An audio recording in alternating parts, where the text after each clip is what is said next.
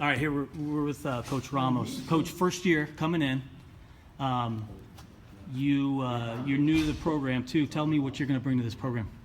Yeah, I'm planning on just kind of working with the guys and developing them a lot, and just kind of the upper weights is not my focus, but I'll be working with them the most because I can wrestle with them a lot. But just all around too, I think I have a lot of little things I can offer, just kind of small technical pieces that can help a lot. So You willing to give up any of those secrets right now? Well, nothing in particular, but I mean, it's nothing new really. It's just everything's about like position, I think, and good hand fighting and everything. But there's little things that you can kind of critique to get you to that next step. So. And you're working with the RTC too, right? Yeah. So I'm also I wrestle for the Puerto Rican national team at 97 kilos. So I have to actually make that again December 7th, I think, or 7th or the 8th. So. For the Open. For their nationals. Yeah. So to make that team again, and then Okay. Then the Pan Ams is I think it's right in between Max and nationals. So that's the Olympic qualifier. So Gotcha. if I get top 2 there, then I'll qualify for Olympics. So.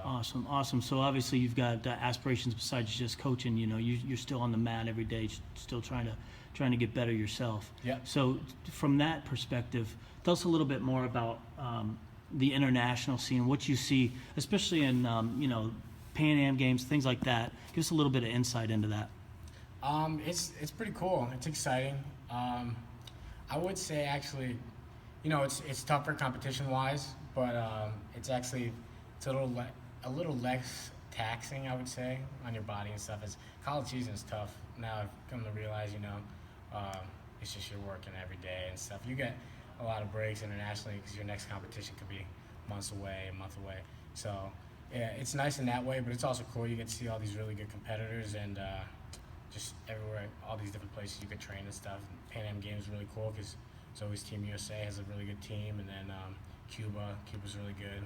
Cuba, Puerto Rico really tight, so we hang out with them a lot. So it's pretty cool. What's you've been able to travel, I assume. What's maybe the craziest place you've ever wrestled in?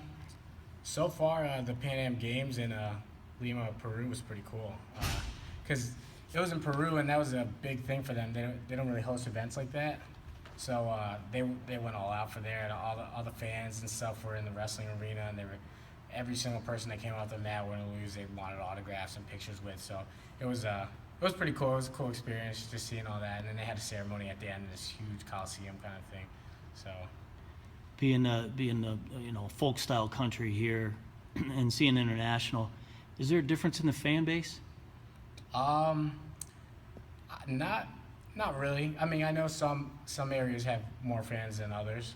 I would say, I guess, internationally, most places you go, you'll have a good fan base because they wrestle there and all that. But it's the same here. I mean, if you have a big following and stuff, you have a big fan base. So I think everyone's just as passionate.